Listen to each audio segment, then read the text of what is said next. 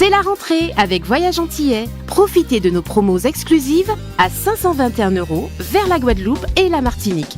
Oui, vous avez bien entendu, 521 € pour partir au mois d'octobre ou novembre vers la Guadeloupe et la Martinique. Et en plus, vous bénéficiez de 46 kg en soute et de toutes les facilités de paiement pour seulement 521 €. Nombre de places limitées, alors n'attendez plus et rendez-vous dans nos agences de Paris et de Saint-Denis ou sur notre site internet voyageantillais.com. 521 €, les vacances qui continuent avec Voyage Antillais. Voyage Antillais, nous là pour faire autres voyager. Martinique Actualité. Parlons maintenant de la qualité de l'air. Aujourd'hui, l'air est bon en Martinique. Il en sera de même demain. Mais attention, nous sommes en vigilance jaune pour fortes pluies. Elles se sont abattues sur notre pays pendant la nuit et devraient revenir tout aussi fortes, essentiellement demain. Hier, mardi, toutes les entrées du centre-ville de Fort-de-France étaient bloquées par des camions militaires. Il s'agissait d'interdire l'accès de ce centre-ville aux routiers qui, on le sait, désiraient se rendre à la préfecture après une opération Molokoï au départ de plusieurs points de notre île, Lamentin, Robert, Saint-Joseph, Casse-Pilote. Une opération qui a bien entendu provoqué de très sérieux embouteillages. De toute évidence, le préfet de Martinique a voulu installer hier une épreuve de force avec les routiers. Aucun incident n'a été signalé, mais le mot de provocation a été à maintes reprises prononcé. Tous ces barrages, qualifiés de barrages anti-émeute par les forces de l'ordre, ont été levés dans l'après-midi. Cependant, toujours hier, en début d'après-midi, la tension est montée à l'entrée du centre-ville de Fort-de-France. Les forces de l'ordre ont fait usage de grenades lacrymogènes en direction de manifestants et de passants, non loin de la place François Mitterrand à Fort-de-France. L'association Entreprises et Environnement, en partenariat avec la ville du Lamentin et la CACEM, était en tournée Caille-Prop au Lamentin, place du Calbassier, aujourd'hui, mercredi 25 septembre, jusqu'à 13h. Cet événement était l'occasion d'informer les habitants sur les bons gestes de tri et les points de collecte de proximité. Je vous le disais en titre, la préfecture a annoncé la prolongation du couvre-feu partiel en place depuis le 18 septembre. La prolongation va jusqu'à demain jeudi et le couvre-feu est toujours étendu au quartier de Sainte-Thérèse. Cette interdiction temporaire relative aux déplacements s'appliquera de 21h30 à 5h du matin pour certains quartiers de Fort-de-France, du Lamentin, de Ducos et du Robert. Et outre le couvre-feu, Jean-Christophe Bouvier a décidé d'interdire la vente au détail aux particuliers de combustibles domestiques et de produits pétroliers, ainsi que l'importation, l'achat, la vente et le transport d'articles pyrotechniques et de produits explosifs. Et ce, jusqu'au lundi 30 septembre à 18h. Sur la vie chère doit avoir lieu demain, jeudi, à 10h à l'hôtel de Cluny. Elle sera filmée. Est-ce la façon choisie pour répondre au désir du RP PRAC de permettre à tout un chacun de participer aux discussions sur la vie chère? Pas sûr, le préfet n'a en effet pas annoncé de nouvelles modalités pour les négociations qui doivent se poursuivre à la préfecture. Notons que l'Association des maires de la Martinique a elle aussi organisé une table ronde aujourd'hui à 14h30 autour de l'octroi de mer. Cet octroi de mer accusé d'être une cause essentielle de la vie chère, ce qui n'est pas démontré, mais qui contribue à hauteur de 35 à 45% au budget des communes. En général, les maires de Martinique affirment qu'en réalité, l'octroi de mer n'influence qu'à hauteur d'environ 5% le prix des marchandises. Et après l'incident qui s'est produit entre un syndicaliste et le président du conseil exécutif de la collectivité territoriale de Martinique, entre-temps, deux organisations ont décidé de se retirer de l'intersyndicale, la CGTM-FSM et l'UPCTM-UNSA. Ces dirigeants estiment en effet que des principes fondamentaux du syndicalisme n'y sont plus respectés. Pour sa part, le syndicat CDMT a produit un communiqué dans lequel il indique que le PCE, le président du conseil exécutif, a agressé physiquement. Les membres du syndicat se disent, citons-les, choqués qu'un être humain soit agressé de la sorte. C'est inadmissible. Notons qu'un communiqué de la CTM publié hier soir, mardi, affirme qu'il n'y a pas eu d'agression physique. Bien entendu, les élus de l'opposition, notamment ceux du Grand Assemblée pour Martinique, dénoncent, citons-les, ces dérives d'une rare gravité qui discréditent notre collectivité et qu'aucun argument spécieux ne saurait justifier. Rappelons que la Confédération générale du travail de Martinique, CGTM, a déposé un préavis de grève illimité à compter de demain, jeudi 26 septembre. Il couvre notamment le secteur de la santé, l'ensemble des collectivités territoriales de la Martinique et le secteur privé. Les syndicats CGTM de la zone aéroportuaire ont également annoncé leur soutien à la mobilisation contre la vie chère. Dans une déclaration, ces derniers ont fait savoir qu'ils se préparent à leur tour à réagir si la situation perdure et que les autorités refusent d'entendre les cris de la population. Dominique Théophile, un sénateur guadeloupéen, a été désigné avec 7 autres sénateurs vice-président du Sénat. Il est de droit membre du bureau de cette assemblée.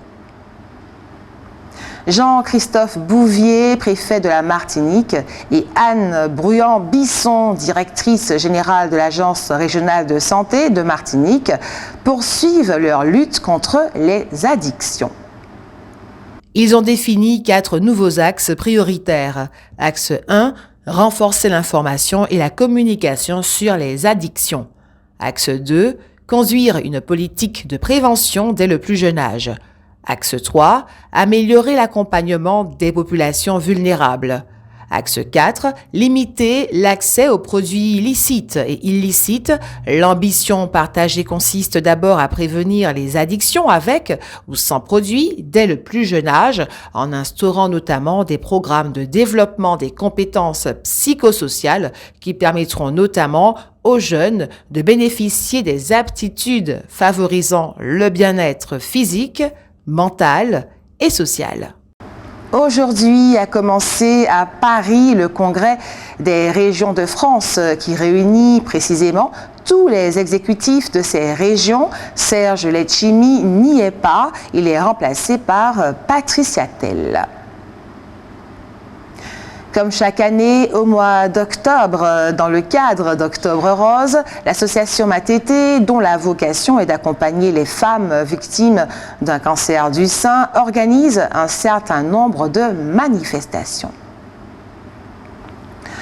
Dans le cadre d'une gestion optimisée de son patrimoine, la collectivité territoriale de Martinique, en sa qualité de propriétaire, lance un appel à candidature en vue de la cession de 10 biens immobiliers.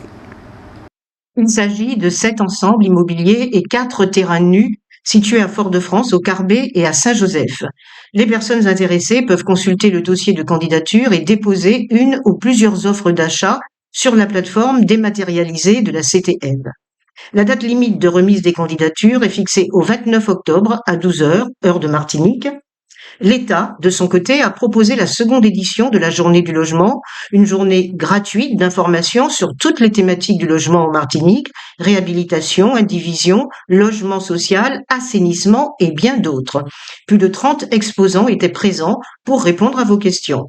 Cette manifestation s'est déroulée ce mercredi 25 septembre 2024 de 9h à 17h au Palais des Congrès de Madiana. Et vous avez sans plus attendre la parole, c'est l'heure de votre avis compte. Alors, à votre avis, la violence, ce sont des voyous qui profitent de la situation ou des membres du RPRAC de Rodrigue Petitot? Nous vous écoutons.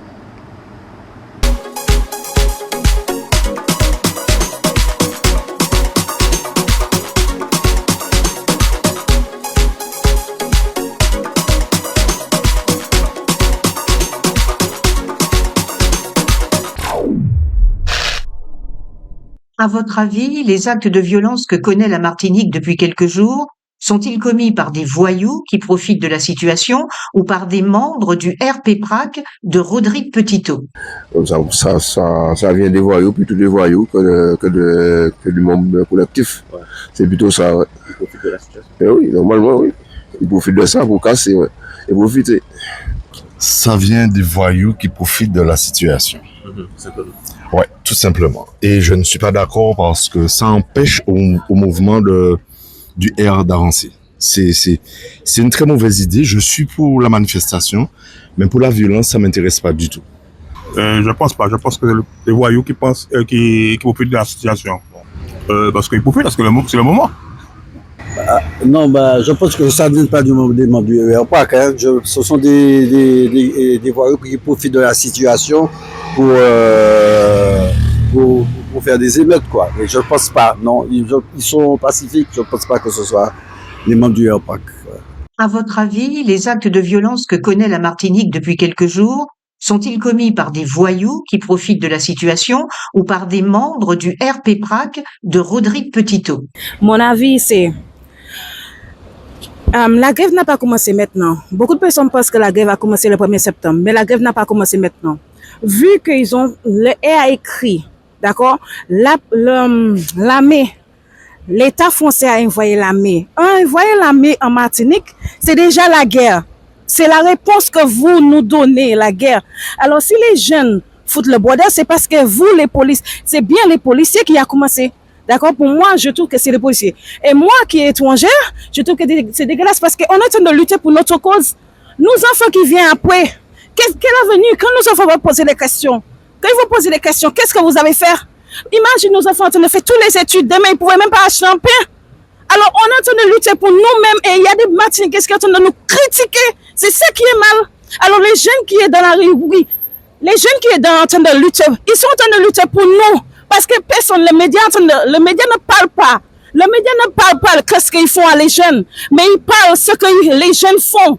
Ça, c'est ce que le média est en train de faire, c'est détourner la grève en un mode de violence. Et la grève qu'on est en train de faire, c'est pas de violence. On est en train de faire pour que la France accepte qu'on est français et nous donne le prix qu'on souhaite. Ok, on ne veut pas 20%. Nous pas voulons 20% ici à Martinique. On pas 20%. On veut ce que nous on paie les impôts. On est français après.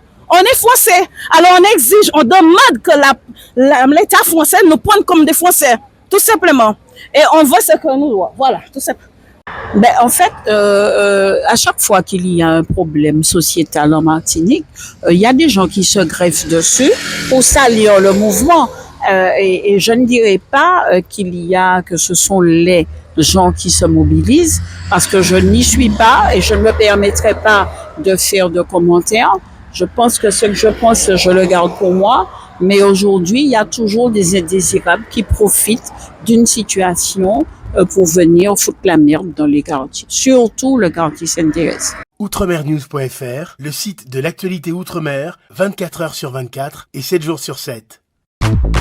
Retrouvez la chaîne Outremer News sur YouTube.